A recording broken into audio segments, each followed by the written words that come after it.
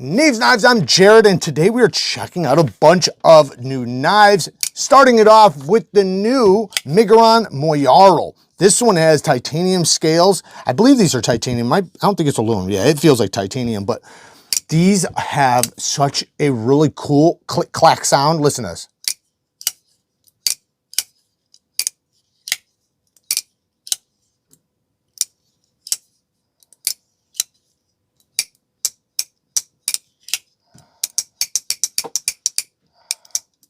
I love the sound of this thing. It's so loud and just clacky. It kind of reminds me of my old bench, well, the same knife I have now, but when I had my factory scales on my Benchmade Victorium, the FRN scales, it had that clack clack sound and I loved it. I was so upset when I switched it to the micarta scales and it went away, thinking about putting them back on. But anyways, flat titanium scales. So these are going to be a lot more budget friendly, seeing that they're easy to machine, you know, and stuff like that. And it does have just a little tiny steel liner up here, you know, for the bearings to spin on. We have a reversible deep carry clip. T6 is right there, but it looks like T8's otherwise. T8's all the way around otherwise. 14C 28M blade steel. So this is going to be a way to get a half and half, right? A semi-premium budget knife where the steel is going to be more. I love that stonewash. Look at that with the satin. That looks beautiful. And these are nice and slicey.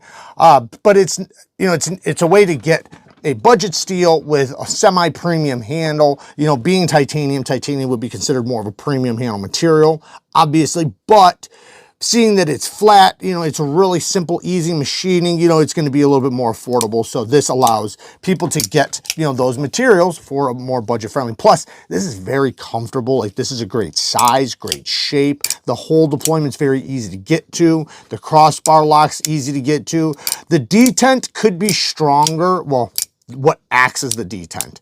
So right there is what acts as the detent, how it pulls it down right there. It like has a little ledge. I'd like to see that be a little bit sharper so that it was more poppy. More poppy. Where it had a little bit more pop to it when you pop it out so that you have a break. This one's a little bit more subdued, which is fine. Not that big of a deal, but it would be cool. But all in all, man, I mean, it's a good looking knife. It's an attractive knife. I've liked this one since it first came out. And, you know, now, you know, seeing it in this like semi-premium, you know, variation, I love it, man. I absolutely love it. I think these are badass. And they do have like, they have a bunch of versions of this, by the way, from like premium to budget to in between. So yeah, definitely check those out. The real premium one with the contoured titanium milled out scales is really, really cool. I don't have any negatives for that aside from, I wish the clip was, it is, okay, so the clip is a steel clip. I wish it was inset at the very least. And it'd be cool if it was a tie clip. But even if you kept it this clip, you know, inset would look a little bit cleaner. But not that big of a deal. I love that knife. Everybody already knows it. This next one, I'm only counting as one, but we have 3 variations. But it is only one on the list of the bunch we're going to check out. And this is the CJRB fugly. And it is definitely fugly. So it is definitely an ugly kind of knife in a way. Have a nice day. I don't know why that's on there. ARRPM9 steel, sheep's foot blade, stonewash finish. Nice and slicey though. I will give it that. Very comfortable in the hand, like super duper comfortable. The action, really, really well done. Let me feel the front flipper. Oh, the jimping on the front flipper could definitely be sharper, but it works well. But man, if you had wet fingers, you're not going to like it. Good access to the lock bar. Super duper smooth. Let me try this one. Oh yeah, this one's really smooth. Nice detent on this one. Jimping feels a little sharper on this one actually. Why? Oh, this is a satin. So the stonewashed one isn't as sharp as the satin because they stonewashed it. So that makes sense. So this one definitely has a sharper front flipper. Let me feel this one now. Feel the differences. Okay, this one has a sharp one too. So the coating makes it even sharper. Ha! Now this one's nowhere near as smooth as this one though. So the coating is slowing it down a little bit.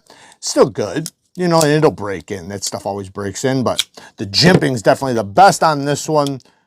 But I think I would take this one because it's, you know, it's a lot better on this one, and this one has redunculous action, man. Anyways, but the knife overall, like I said, super comfortable in hand. You can choke up. You got this spot right there to choke up on. You can choke back. The clip, I don't feel it. It's nice and comfortable. I could turn it around, you know, and cut backwards. Pinch grips are going to be amazing. It's super slicey. You know, it's got the liner lock with a lot of milling on the inside. Deep carry clip that's partially inset, not reversible. Looks like T8s except for the clip. The clip is T6. I like the thumb studs. They got nice texturing around them. Nice shape. It's like a star. This one's labeled as gray, but it is a blue. But yeah, these are pretty cool, man. As far as negatives go, you know, the only negative I got, I mean, you could say reversible clip, but it's not an ambidextrous knife, but you know, people have no problem using it like that. But I'll say that my one negative would be that this one has super smooth jimping, and I wish it was sharper. So that's a negative only for the stone-washed one. This one, you know, because of the coating, it's a little bit rougher in the closing and opening. So you can hear it. So that would be a negative. This one's very, very smooth. So yeah, that'd be my negatives on those ones. This one right here, I don't really have a negative. The plunge grind's good. Hardware looks decent. A little bit of a shadow box. Maybe not. The liners could be inset. That'd be one way to make it a little bit better, but internal stop pins. Detent is nice. So yeah, this one I don't really have any negatives over. No complaints, but these two, you know, just little details. Next. Now, this next one I'm only counting as one as well because this is the same model, just 3 different versions. And the name of this one is the Lyrid. So the Lyrid is another crossbar lock knife with great action so far, but you know, noticing the last one where I got to feel differences between the variations, that is what's always awesome about getting the, you know, different variations. You really get a feel of which one feels like what and the differences. A lot of times knives feel the exact same, but then there's also times where there's a lot of differences just because of coatings, finishes, and so on. This one's obviously all black, AURORA PM9 steel, and very smooth on the drop. The thumb studs are easy to get to, have nice sharp texturing. Stonewash, these are both stonewashed. Yeah, nice sharp texturing on the thumb studs, and the crossbar lock is also pretty catchy. The drop is very, very smooth, like you just drop straight down. Love to see that. Like I said, access to the crossbar lock is really, really well done. This is a pretty cool knife. I like this. Very compact. Like if you look, my hand like literally is just perfect. So very compact. I can choke up if I need to. It's not too thick. It's nice and not super slim, but you know, it's on the slimmer side, a little bit more narrow as well. So it's going to be very easy to carry, nice and slicey. The biggest problem so far that I just see that's just, you know, staring at me is the plunge grind. They hit the plunge grind directly with or hit the edge directly with the plunge grind. That is definitely going to get wide and look nasty right there and potentially start recurving. Yeah, okay, so you have that stop pin right there, so you'd want to make sure you're in front of that, but as long as you're from here forward, you could put in a little circle if you wanted to, notch it out with a carbide cutting bit from with a Dremel. That's what I use if you're going to cut out lock bar access or choils. Use a carbide cutting bit with a Dremel. It will just breeze through it. It'll go so fast. It's made for hardened steel. So all in all, very cool. Not inset. It is reversible as far as the clip goes. These clips work great. You know, they are nice and smooth. It'd be cool if they were inset, but I know this is just, you know, a super budget friendly like work knife. You know, this is something that anybody can EDC. This is pretty cool. I like it. I like it quite a bit. Aside from the plunge grind, I don't really have much, you know, as far as negatives. They all feel solid. This one has a little flex. Maybe I could probably tighten the pivot. But yeah, these are solid. So yeah, very damn cool. I like them. Next, we have the Latama Victorium Virtue. This is something I got from Blade Show. I met up with these guys and they asked me to check it out. So here we are. And I gotta say, I'm pretty fascinated with it. I do like this thing quite a bit. We have an M390 blade, stone washed finish, 60 to 61 HRC. And the handle is a titanium handle with a button lock for the locking deployment. You can see lots of milling on the inside of it, nice contouring, reversible clip that does have a replacement plate, which I always like to see. The clip works great, by the way, super smooth, plenty of spring. It does have a nice little spot right there for, you know, if you wanted to use a lanyard or whatnot. I personally don't, but you know, it also looks kind of cool because you got the holes up here. And the flipper tab, or, you know, let me talk about the detent. So what acts as the detent definitely works great. Nice snappy action. You can push button it or light switch it. Both of them work equally as well. Very snappy. Then you have the fuller that also, you know, has a decent amount of resistance that you can flick from. It's a little tight, but I also don't have an issue getting it. Right or left hand. Oops, I was hitting the button. Right or left-handed. That's the one problem with button locks is at least for me, I'm not left-handed. I always accidentally hit the button, so I gotta choke down just a little tiny bit. You know, for somebody who actually is left-handed, it'll probably be a lot different because you're just, you know, you're used to it.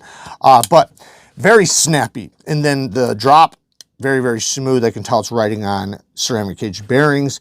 Beautiful centering. And, you know, to me, I love the slimness. I like the look of it. I think it has a cool style to it. It's definitely different, different enough. The jimping actually is functional jimping, which I always love to see. Relatively comfortable, but it's also compact. You can see it, you know, just a perfect grip. Pinch grips are going to be great because of the neutral profile. You can cut in any directions, and it's very manipulative in the hand. You can see where the stop pin is right there. Sharpening tool and plunge grind. You know what? I'm going to give it a pass because they separated the edge from the plunge grind. So good enough for me right here. Good enough for me. I know if I lay back my edge really far, I'm not going to have, you know, but a couple sharpenings there. If I go like really, really far, but it's not super thick, but it's slightly robust. But I don't want to even say that because it's like average, you know, what most companies, you know, grind their knives to. So perfectly fine. It's going to cut just fine, especially if you do throw a low edge angle on there. It'd been nice if it was a hollow grind, just because of how narrow it is, but you know, it's going to work because, you know, when you get narrow knives like this, you know, they have to, especially when the grind doesn't even start till right there, it has to get down quickly. So that means when you sharpen it, it's going to get thicker quickly. But this one's really cool. They did a great job with it. Not sure exactly who the manufacturer is on this. But it's definitely something that that I'm digging, and I'm hoping to see more from these guys because it seems like some really good work. Let's check this lock up, because that's one thing people are going to want to know from a button lock, especially a new company. Rock solid, no failure. There was one time I did open it up and I felt a little hint, but it seems like it went away through, you know, just flipping it and, you know, checking it out. So very cool. As far as negatives go, T6s. I wish they were T8s. I do not like that. The jimping on the flipper tab could be a little bit sharper. It's comfortable though, so I don't, not sure how much I believe myself when I say that, but it could be just, slightly, just a tiny, tiny bit sharper, but it's not a negative at all. But the T6s are definitely negative. They should be T8s all the way around. You know, the grind could be a hollow grind, not that big of a deal. But all in all, man, really no like serious negatives that are deal breakers or anything like that. We're going to end this with a box from Monthly Knife Club because this one's got some pretty cool stuff in it. I've never seen this Olight before. It's actually pretty cool. It's small. It's like a stop sign shape. Let's see how many modes. See, I've got 3 modes in it. It seems pretty bright. The button lights up when you click it. You got a battery operation. It doesn't look like it is rechargeable. Maybe the battery is. Yeah, the battery is rechargeable, so you can recharge the battery. That's really cool. I do like having rechargeable. It's cool because you can change the battery or recharge it, which, you know, gives you both options, which is awesome. Which I guess you can always do, but this is more of a conventional, you know, battery that most people have. Aluminum body, it feels like, yeah, pretty damn cool. Next is, check this out. We got a flask that looks like a gas can. That is kind of cool, you know. I guess if you're, you know, riding around, you know, or running around your property or whatever, you know, you got your little bottle of whiskey or whatever, you know, you put in your flask, take a little swig here and there, warm up, maybe in the colder weather. It's pretty cool. It feels like, you know, it's obvious like stainless steel or something. No, I'm not sure. It might be stainless steel. Not sure what it is, but it's not magnetic at all, which really stainless steel is not. Pretty damn cool. Then we have a Ramette knife. Now this Ramette I've had on the channel before. This one is the Wild Species. I do have, there's a budget version, the premium version like this one, and there's a couple different premium versions. This one obviously has the lightning ano, titanium backspacer, titanium mill pocket clip, and it has a drop point blade with a blasted finish and a satin two-tone finish in M390 steel.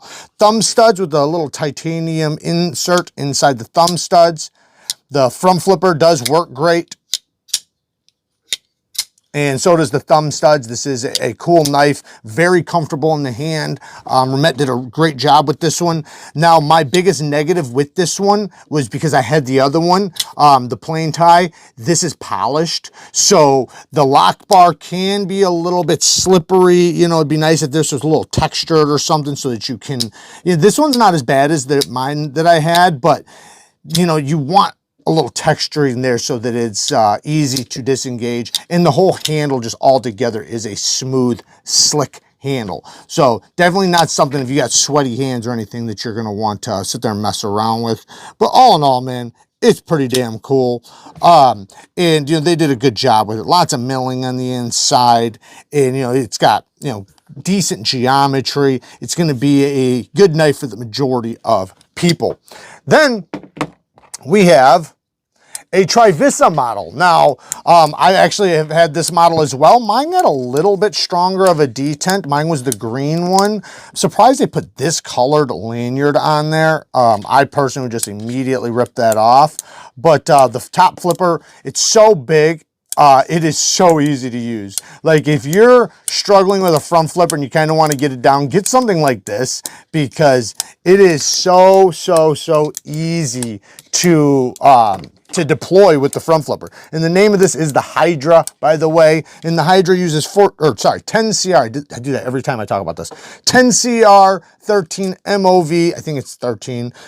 Sharp and tone plunge grind's good on it. Good geometry. Very slicey. Full flat grind.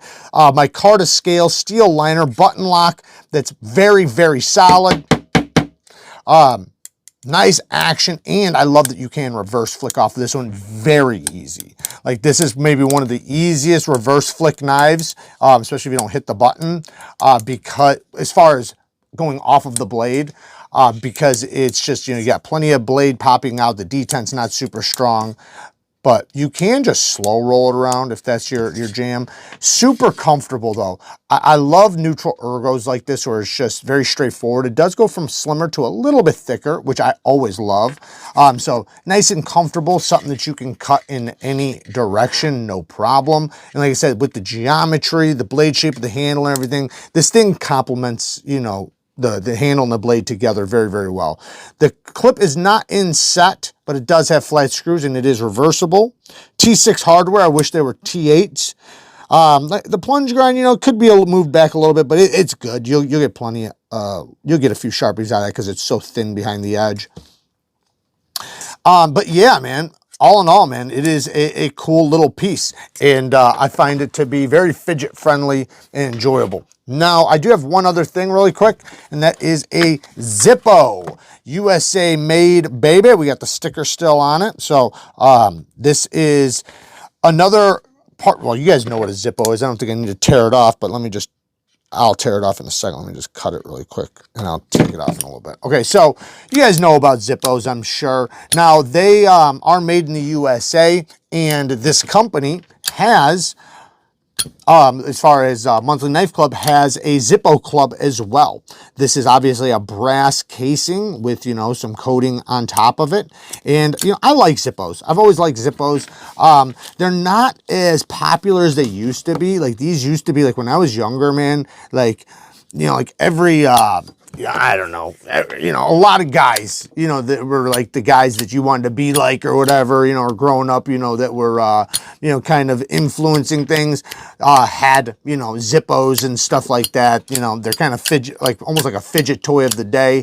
Thing is they do leak a little bit and things like that. If you just leave them filled, you know, laying somewhere, it's gonna evaporate. You're gonna have to refill it. But they used to be very collectible. Like, you used to be able to go to the mall and they would have like entire things just full of all these different Zippos. And now they've kind of became like a stamp thing.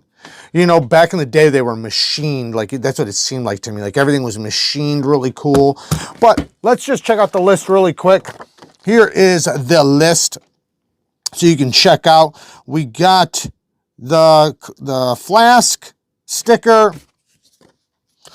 Zippo, Trivisa, or Trivisa Hydra, and then the, the Olight, and then so this is the ultimate plan right here, I'm guessing.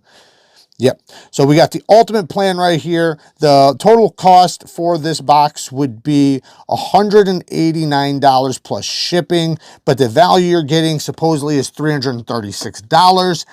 Do I see $336? Let me really think about it. I